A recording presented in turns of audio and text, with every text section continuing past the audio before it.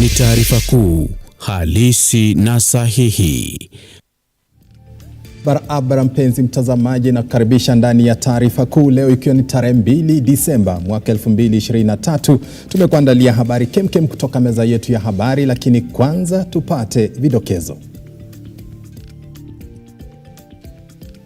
Hii ni Taarifa Kuu, halisi na sahihi. Na kwenye Taarifa Kuu, muungano wa majaji wa mkashifu Inspekta Jenerali wa Polisi Japheth Koome kwa kukosa kumchukulia hatua mbunge Salasya baada ya matamshi yake. We are saying Mwea rice mills is not going to be sold to any outsider. Baadhi ya wanasiasa wapinga hatua ya serikali ya kuuza mashirika yake, hasa kiwanda cha kuzalisha mchele. We were having a brief consultation with the security team in line with the issues that have emerged in the recent past to do with rampant insecurity in our sub-county. Na mbunge wa eneo la Alego Usonga Samuel Atandi apanga kujenga kituo cha polisi eneo hilo kufuatia uwepo wa ukosefu wa usalama uliokithiri. Hii ni Taarifa Kuu, halisi na sahihi.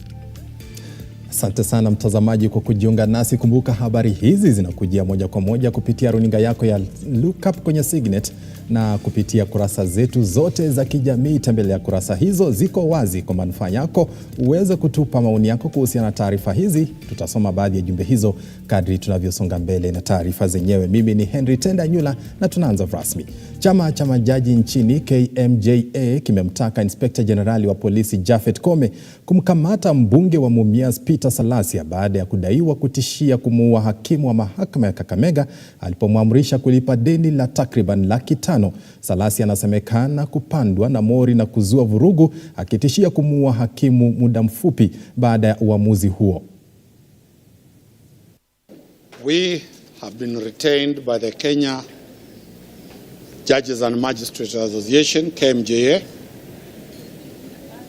and we have with me here the President of the Kmja, Honorable Derek Kuto. His other members are out of town to address the country of a very serious issue that has cropped up.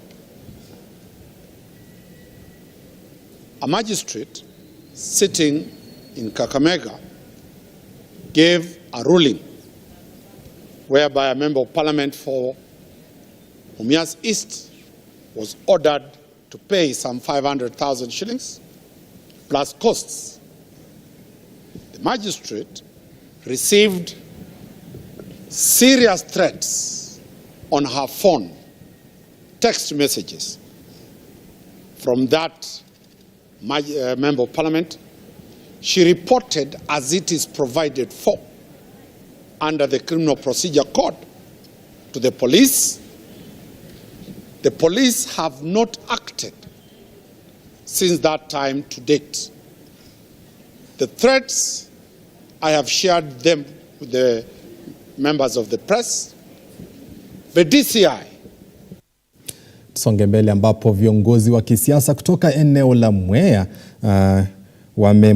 wamepinga hatua ya serikali kuu ya kubinafsisha kampuni ya kuzalisha mchele ya Mwea Rice Mill Limited, wakiapa kutolegeza kamba katika vita vya kulinda kampuni hiyo.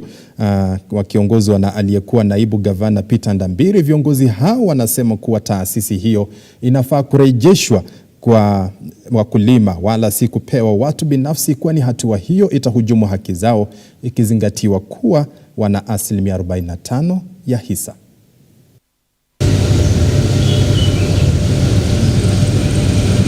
We had a meeting today led by our Member of Parliament, Mary Maingi, and the chair of Mwea Rice Growers Association. And the resolution that we've made is one, that Mwea Rice Mills belongs to the farmers.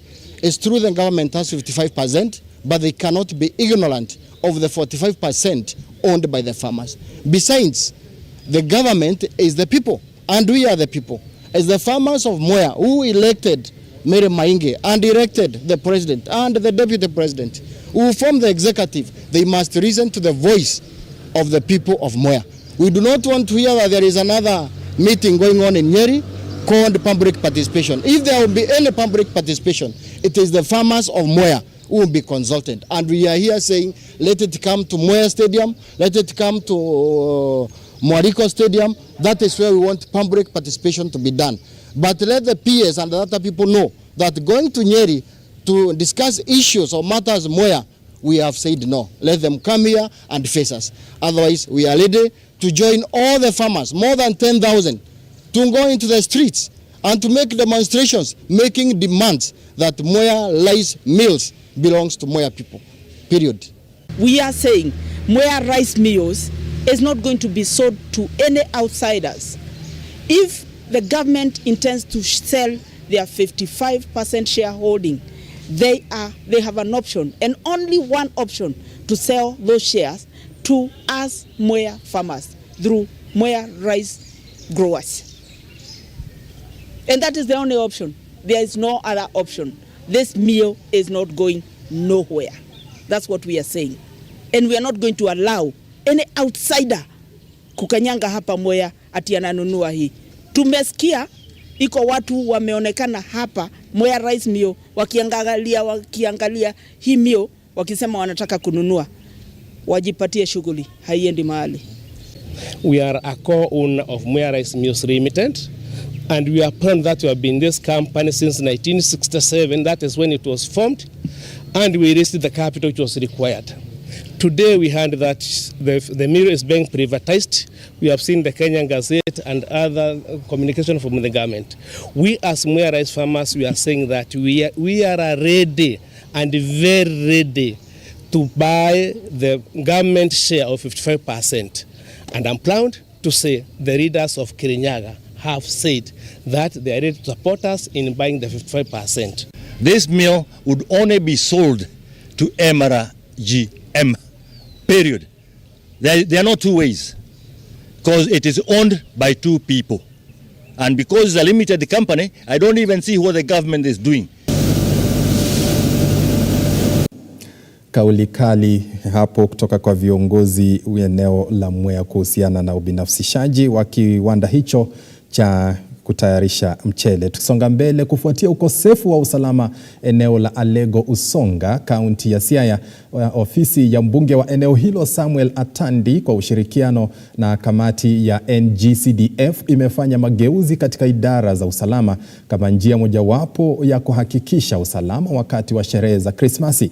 Akizungumza na wanahabari, mbunge huyo amepongeza juhudi za serikali katika vita vya kukabiliana na vikundi vya kigaidi.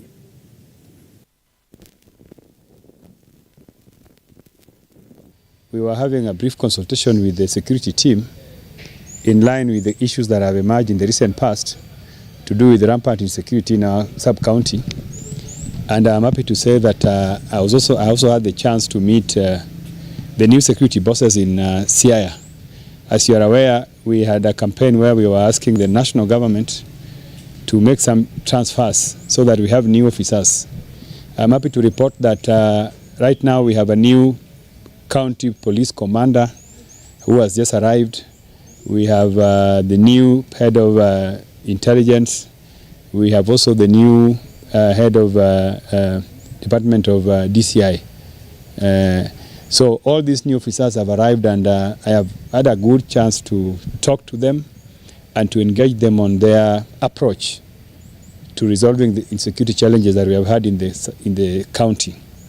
And I'm confident that the approaches that they have told me is going to work for our people. So what I want to tell our people right now is that to give you confidence that we have a team here that is capable of handling our insecurity. And I want to give our people the confidence that please operate normally. Don't fear, because whatever plans that have been laid on the ground to help us resolve the challenges that we have is going to work. The other issue that I wanted to say, in line with the transfers of police officers, we have had an assurance from the new county commander that he has put in place plans to also be able to change or to transfer some of the junior police officers who have been here for long. As you are aware, there are some officers that have been here for more than 3 or 4 years, and they are familiar with the environment, so we need them to also give way in line with the policy of the Kenya Police Act. that says that officers should not overstay in one station. My assurance to the people is that security will be enhanced and we'll enjoy the festive season without any challenges. We know areas of concern which we are focusing on. I might not want to reveal that because that might compromise on our strategies, but my assurance is that we are on top of things.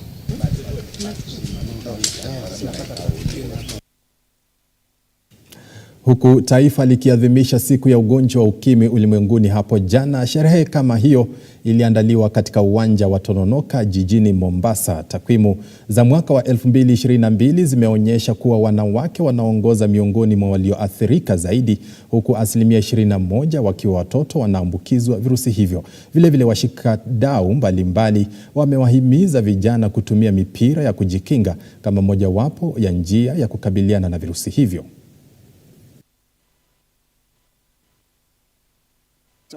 Alafu kwa upande wa vijana AYPs tumeona pia 27% au katika 500 people who have been newly infected au 21%, the 27% kati ya vijana wameambukizwa, na wale 15% na above is about kama around 30%. Kwa hivyo bado tuna kazi ya kufanya na mikakati yamewekwa, especially kama upande wa PrEP hivi, pre-exposure prophylaxis kwa wanawake, kwa sababu wanawake ndio zaidi pia ambao wameambukizwa. Prevalence yao iko around 7.5%. Mombasa iko na 4.8% ya prevalence, lakini wanawake ndio zaidi wameathirika. Hizo la kwanza ni kuepukana na kujiingiza katika mapenzi hayo ya kiolelaolela. Na ili kuhakikisha kwamba kuna kudhibiti jambo kama hili, mipira hii ya kondom iko ya kutosha na itapatiwana tu kwa wale ambao tuna uhakika kwamba wako katika yale mahusiano ambayo yanaweza kwa wao kujiambukiza katika virusi hivi vya ukimwi. Ukiangalia rehabilitation ambazo ziko na kada, NSDCC, Mombasa County Department ya Health wameweza shikana pamoja kuangalia kuwa hizi athari za janga la ukimwi haliwezi kutatiza utumizi wa madawa kulevya na kuweza kujitoa na kurudi katika ile hali ya kawaida. Kuvaa hizi kondom nimezivaa hapa kwa masikio na kwa kichwa. Nina furaha manake ni tayari mimi najionyesha kuwa mimi najikinga mwili wangu, na mwaka huu ni mwaka mwisho wa mwaka, tunamaliza mwaka. Niatakikana kila mtu ajikinge kwa sababu kujikinga ni muhimu, na hata pia kuna dawa zinaitwa PrEP pia mimi uzitumia. Hizo ni dawa nzuri sana, ukijikinga pia inakusaidia kupata ugonjwa wa ukimwi.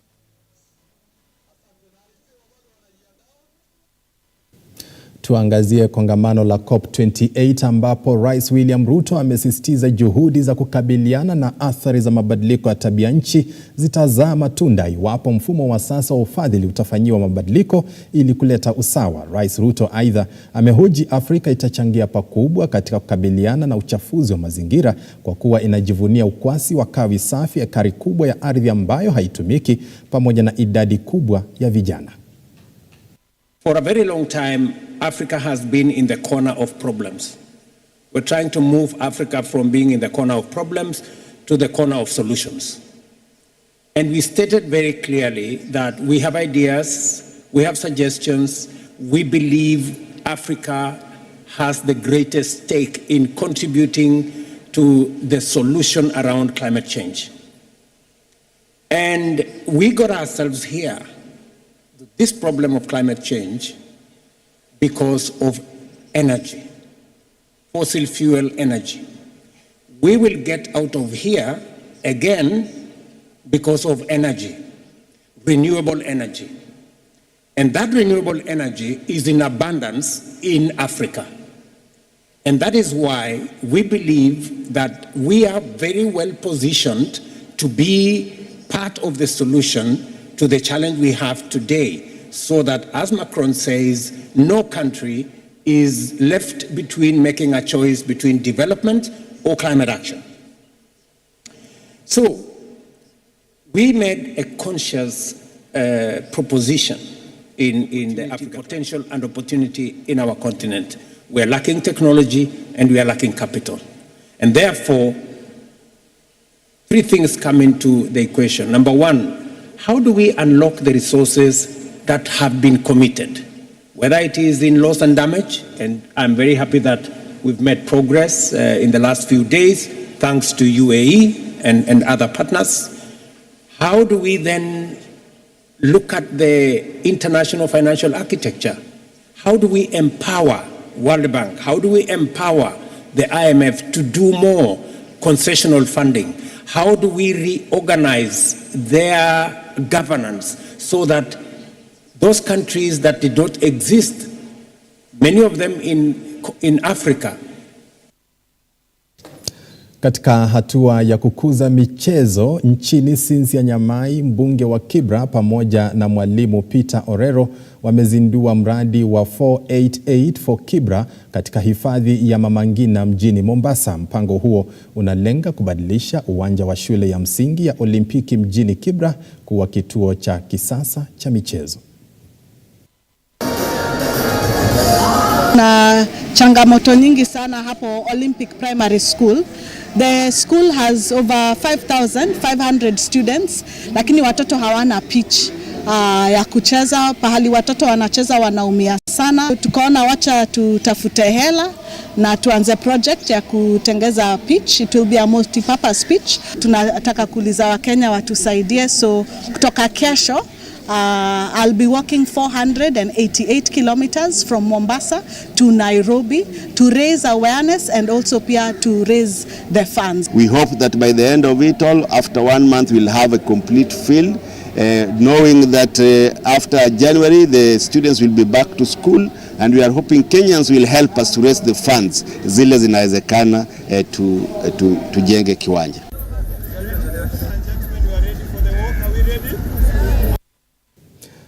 Na mbunge wa Kibra ni Peter Orero na Salasya Nyamai, kama nilivyosema hapo awali, ni kuwa wamefanya kazi kwa ushirikiano.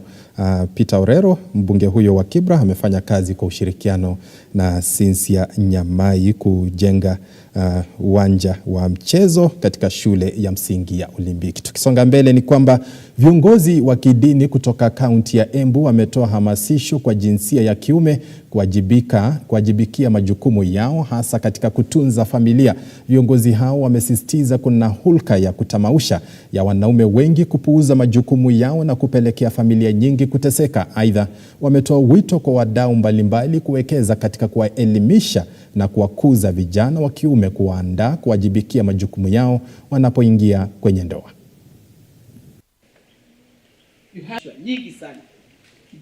Na sisi wanaume tuna challenge kubwa sana ambao sisi wenyewe ni sisi tunajitupa.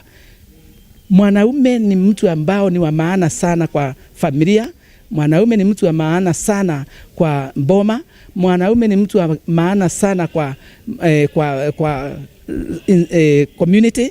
Lakini wanaume wamejifanya wakae kama watu ambao hawana direction. Wamejimaliza wenyewe, wanakuwa kama zombie. Zombie ni kitu ambao hata huwezi kuandimaya.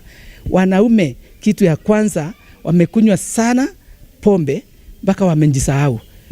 Na muomba wanaume tafadhali tuangalie, ni sisi tunategemewa na watoto, ni sisi tunategemewa na mboma, ni sisi tunategemewa na community, na ni vizuri tujipatie heshima. Number 2, bangi imekuwa mingi sana. Na bangi, wanaume hebu nimwambie ukweli, bangi mkikunywa, kitu ya kwanza tunaharibu ni our brain. Brain yetu tunaigonga inaisha kabisa. Na tunakaa tu kama watu ambao hawana mbele, hawana nyuma. Kwa hivyo wanaume wako na jukumu. Jukumu la kwanza ni wawe na tabia ambayo inajenga mtoto huyu awe ni mtoto ambaye anaweza kutumainika na kuaminika. Kwa mfano, uwezi kulewa uwe unaanguka mbele ya watoto hawa. Ama unachapa na unapiga mke wako mbele ya hawa watoto. Let me say we are happy because during this program we have undertaken quite a number of them which will help the boys in their future. And one of the major themes was about the drug and substance abuse. We know in Embu this is a major challenge affecting many young men. And this theme was dealt with exhaustively by a number of councillors here, like Professor J.B. Mwangi here, as well as Bishop Mwangi and Mr. George who is here. We also had the themes on issues to do with the HIV, themes to do with media influence on the growth of the youth. Habari hiyo ya hamasisho kwa wanaume kuzingatia majukumu yao kwenye ndoa. Ndipo tunapokamilisha taarifa za Lookup. Taarifa mchana wa leo. Imekuwa fahari yetu kuandalia taarifa hizi. Tunakutakia mchana mwema. Nikiondoka na mkaribisha mwenzangu Robert Chacha akiingia na ulingo wa spoti pamoja na kikosi kizima katika meza ya michezo. Akueleze mengi kuhusiana na michezo ya humu nchini pamoja na ya ugaibuni. Mimi ni Henry Tende Anyula. Mchana mwema.